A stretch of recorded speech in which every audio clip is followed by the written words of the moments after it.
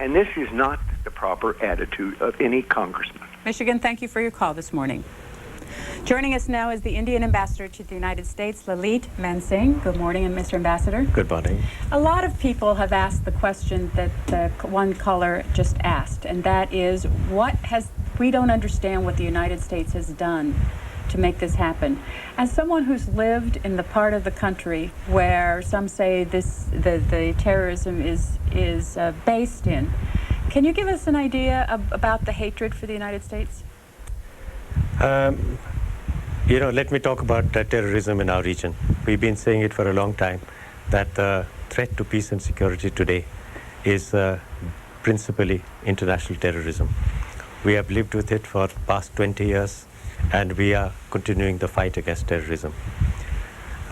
It's not hatred against the United States. I think the United States has taken a stand against international terrorism, and it's natural that those who are affected by it will be protesting against the United States. I want to ask you about this Wall Street Journal story this morning. The President of Pakistan and the Army Chief of Staff, Mr. Musharraf, is that Musharraf? General Musharraf is scheduled to go on national television in Pakistan tonight to make an announcement. What do you think he's going to say? I really can't anticipate what he's going to say. What do you hope he might say? Well, I'm hoping that he will come up with ways of cooperating with the United States in this moment of crisis. And what do you think Pakistan should do?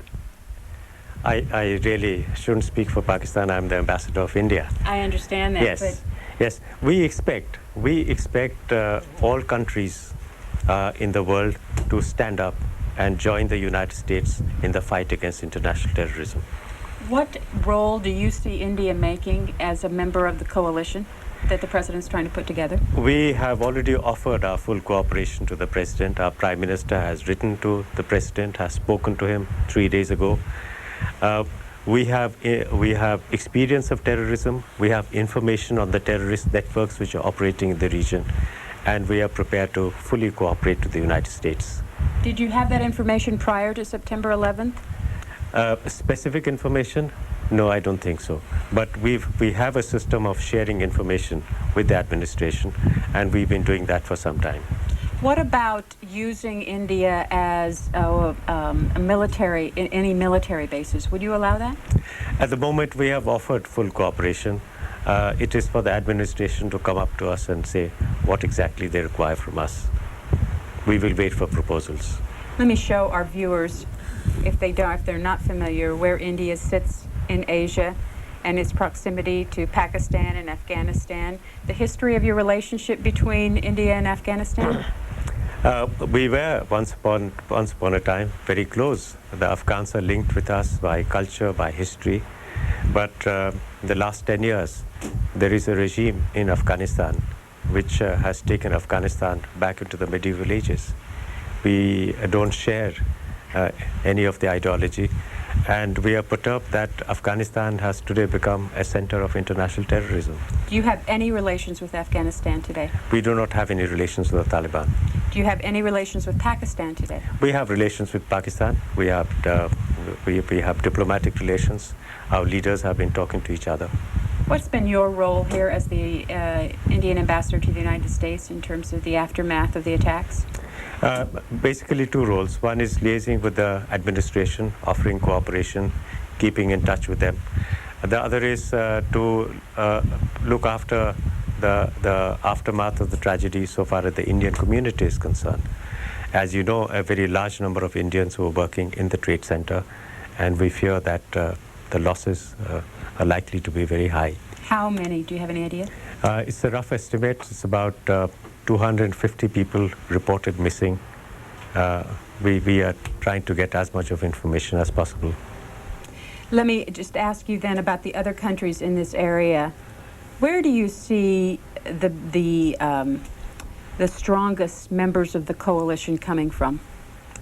The President's coalition. You know, if you take that ring around Afghanistan, these are all countries which are affected by the religious fanaticism and the terrorism that is emerging out of Afghanistan. So in a way, these are all countries which are affected and which should be in a position to cooperate. You have the Central Asian states, you have Russia, as a very strong potential member of the coalition. And of course, we have offered our help as well. Tell me about your help. What's your military like? Oh, we have one of the largest military forces in the world. How many members? And more than that, we have experience of dealing with terrorism. We have known how to cope with terrorism in our country. What do you say to people who say, "Ah, but India has nuclear weapons. We don't really want to get into that"? In the fight against terrorism, this is really irrelevant because nuclear weapons don't come into use when you are going after terrorists. So our nuclear weapons are meant for our security. We have a minimal nuclear deterrent. That's no threat to anybody. A little bit of information about India, please. Yes, sure. How many people? Roughly 1 billion people. 1 billion people. That's and right. And I read that the country is about a third in land mass, about a third of the size of the U.S. That's right. And what is the biggest industry?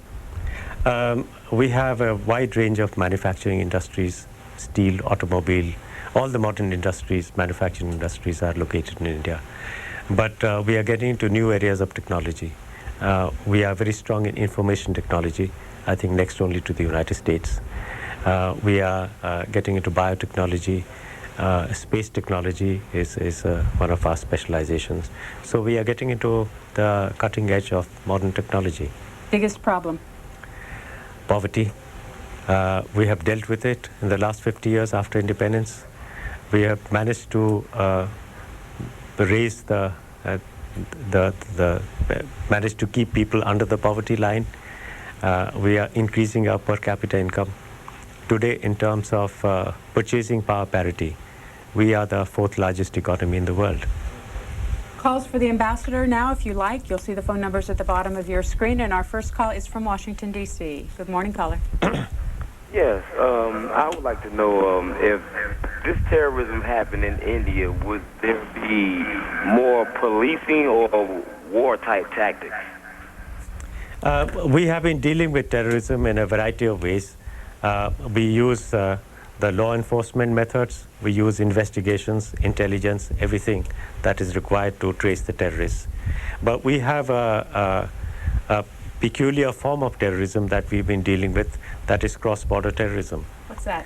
That's terrorists who are basically foreign mercenaries who are trained, equipped, and then sent across our borders by stealth, and they create acts of terrorism. So this is what we are dealing with. This is the problem we are grappling with. Obviously, a lot of people are looking at Pakistan over the next 48 hours to see what kinds of things are going to be happening out of there. What concerns do you see about the possibility of a civil war in Pakistan? Is it a big possibility? It's difficult for me to speculate about that, but our interest, so far as India is concerned, is in having a stable Pakistan next to us. We wouldn't like instability to take place in Pakistan. You have taken some moves in terms of refugees coming in. We have refugees from many sources. Mm-hmm. We have Afghan refugees, we have Tibetan refugees, we have Tamil refugees. So we are home to a very large number of refugees from many, many countries. Are you going to stop the refugees coming in? We don't have any direct land border with Afghanistan, therefore they can only come indirectly to us. Next call, Honolulu. Good morning, Mr. Ambassador. Good morning. I have a question and comment. I agree 100% with everybody that the terrorists should be brought to justice wherever they are and whoever they are. Recently, U.S. Congress and the President of the United States declared war on the people of Afghanistan. And we all know that the Taliban regime is not the representative of the people of Afghanistan because simply it is not recognized by any country, including the United States. And my question is to you is that how can the Congress and the President declare war on the nation whose government is illegitimate? And how can you support such action? Thank you. Thank you.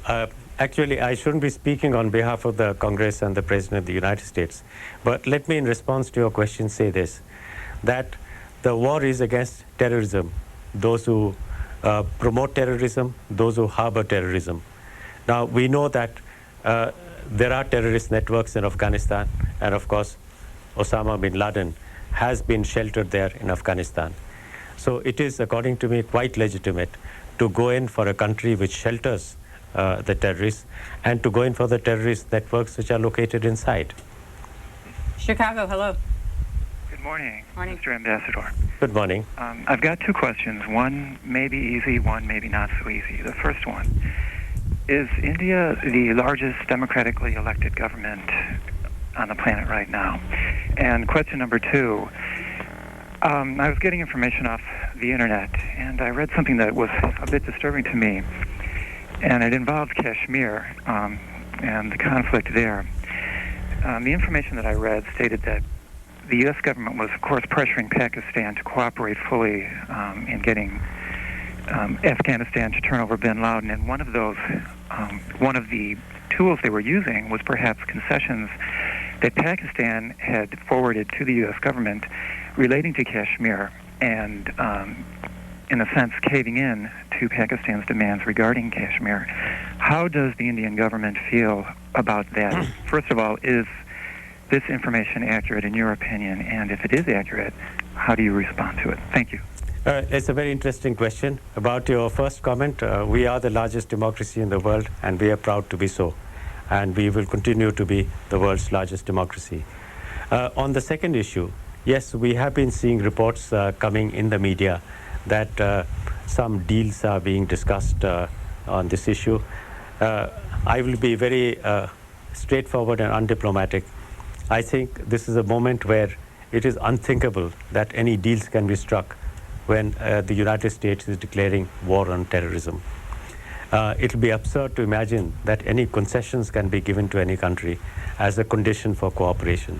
It is time when all nations, all peace-loving nations should come forward and support the United States without any conditions whatsoever. It will be wrong if any concessions are given to terrorism just because any country comes forward and offers assistance. Seoul, Korea, you're next. Yes, hello. You're on the air. Go ahead, sir. Yes, I'd like to address the concern again that's been brought up that the United States has done nothing and is totally innocent. Before you had the Virginia governor answering the question saying that the U.S. has done nothing. But in recent investigations, the U.S. government has admitted, back in the Clinton administration, that we have done terrible harm to other countries and other peoples.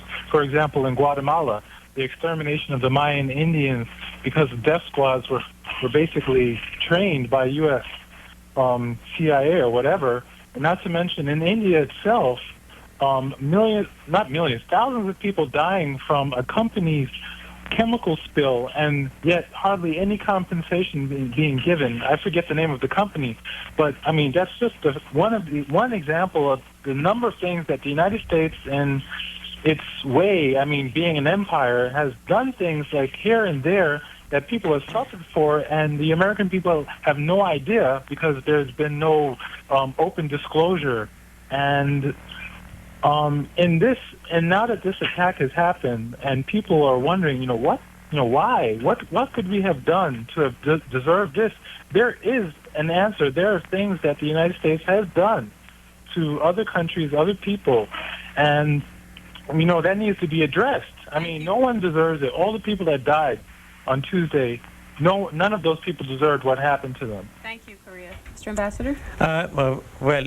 I'm hardly in a position to comment on what the United States has done in Guatemala and other countries. But let's stick to the present situation, the present crisis. This is a war against international terrorism. And we trust that the United States will act on accurate information, good judgment. And we have confidence in the system which prevails in the United States. I am confident that there will be no abuse of authority. Quite clearly, I can't comment on the kind of cases that you've cited in the past. How long have you been ambassador here? About 6 months. But you've been here before? I was here as the Deputy Chief of Mission. And when were you based in Afghanistan? I was there from 1971 to 73. And in what capacity? I was the deputy chief of mission there. What was that time like? Those were peaceful times in the beginning. There, of course, you know that there was a coup against the king. King Zahir Shah was overthrown by his cousin Daud. I happened to be there when the coup took place. Can you help us then in understanding your part of the world a little bit? Obviously, your capital, New Delhi. That's right. How many people? Oh, roughly about 5 million people. Can you tell us in general how far it is from Kabul to New Delhi? I really don't have any accurate estimate. If I were to get in a car in New Delhi, Yes. try to drive to Kabul, could I? Yes. At the moment you can't, because you'll encounter roadblocks, and I don't think the roads are quite in a condition for cars being used. Are we talking days of driving? We have to talk about days. The road goes through very mountainous and inaccessible territory. And Islamabad, same thing? Very mountainous? From New Yes, Delhi to Islamabad? but much closer, and better roads. And what about within your country? If I wanted to go from like New Delhi down to Bhopal, Yes. easy? We have good train connections, air connections. You could also drive down. You can drive to any part of India. How far New Delhi to Bhopal if I were to get in a car? I suspect it'll take you about 20 hours. 20 hours? Yes. Next call is Fort Mojave, Arizona. Hello. Morning, you're on the air. Hi, I'm Penny. Good morning. I have two things for the ambassador. First off, there was a book written about an American terrorist. It sounds to me like he was the first one, but I have tried calling the FBI, the ATF, getting a hold of high-profile people in the government, and have been lied to. And the only safe haven for that, for my stuff, is the media, which I feared. So the man lost his life, and his name puts terror in people's hearts. And also, I'm embarrassed right now to be an American, because our president is reaching out so hard for allies because he is so frightened. He doesn't know what to do. Thank you, caller. Charleston, South Carolina, you're next. Go ahead. Okay. You're on the air, sir. Yes. Well, yes, I'm calling about your question to the ambassador. That's what has the United States done to cause this hatred across the world? You're shifting the blame for this to the United States, and I find that very offensive. Caller, I was just asking the same question that the previous caller had asked in open phones. He had asked the question about us taking a look inside ourselves. So I was just really turning that question around and seeing if the ambassador had any thoughts to it. Well, I'm distressed by the fact that people remember all of these things, such as Guatemala and so on, et cetera, and they forget about the Marshall Plan and the fact that all the wonderful things we have done as a nation around the world. And I really find it distressing to point blame at our country for this. Okay, thanks, Charleston. How much aid does the United States give to India? We receive very nominal aid. I would say perhaps 150 or 200 billion. Is it specifically targeted to certain areas, or is it general aid? Generally for education, poverty alleviation, so on. It's not a very large amount of aid. And how many Indians currently live in the United States? The latest census figures show about 1.7 billion people of Indian origin. They're not Indian citizens, they're American citizens. American citizens of Indian origin. That's right. Next call is Huntsville, Alabama. Hello. Good morning, Ambassador. Morning. My question is regarding Pakistan's territorial ambitions on your country. Can you imagine a situation where war with Afghanistan and between Pakistan and Afghanistan would actually resolve their territorial ambitions against your country and allow them to have more growth out towards the west instead of towards your country? Let me tell you, we are well prepared. We have a good professional army. We are not worried about territorial ambitions of other countries on our country. Next call, New York City. Good morning, New York City. You're on the air. Yes, I'd just like to dispute the call from Korea. I mean, I remember us sending quite a number of troops over there in defense of their freedom. That's the only statement I wanted to make. Okay, thank you. I understand some leaders in your country, including your foreign minister, are coming to Washington this week. Next week Next week we'll have the visit of our National Security Advisor, Mr. Brijesh Mishra. He's coming to Washington for talks. Why? We have an understanding that we will exchange views on a regular basis. Our Prime Minister spoke to President Bush and said he would like to send our National Security Advisor for talks, and he has been invited to come here. Is India asking for anything in return for being a member of this coalition? No. We have offered our assistance without any conditions. San Francisco, you're next. Yes, good morning. Morning. My comment is mostly to the gentleman that called earlier regarding our policies towards other countries. Yes, we've done many wonderful things, but we've also caused a lot of suffering to others, and I believe that if we are to have real peace, instead of using this money that we're going to be using and destroying and causing wars, we should use it to make right the ills that we've caused these people and find a true lasting peace. We should have justice for all, not just for those here in America. And I believe that this is what's going to bring peace about. And to our president, I say to him, I wish him well. May God bless him and help him through this.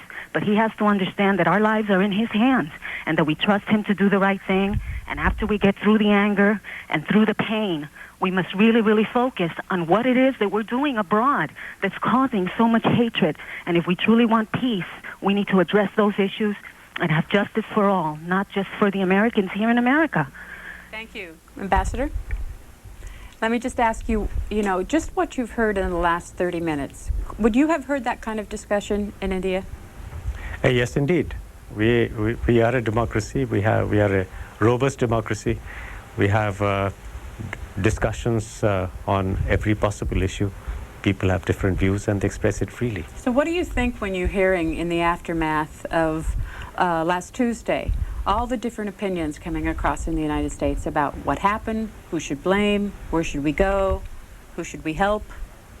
I'm very impressed. There is, of course, a variety of opinion, people expressing themselves on what has happened, why it has happened, and so on. But through it all comes a national resolve to deal with this problem. And I think the people of the United States are solidly behind the president in the war which he has declared on international terrorism.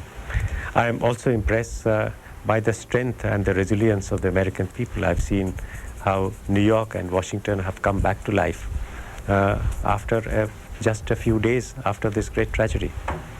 Ambassador Lalit Mansingh, thank you very much for joining us.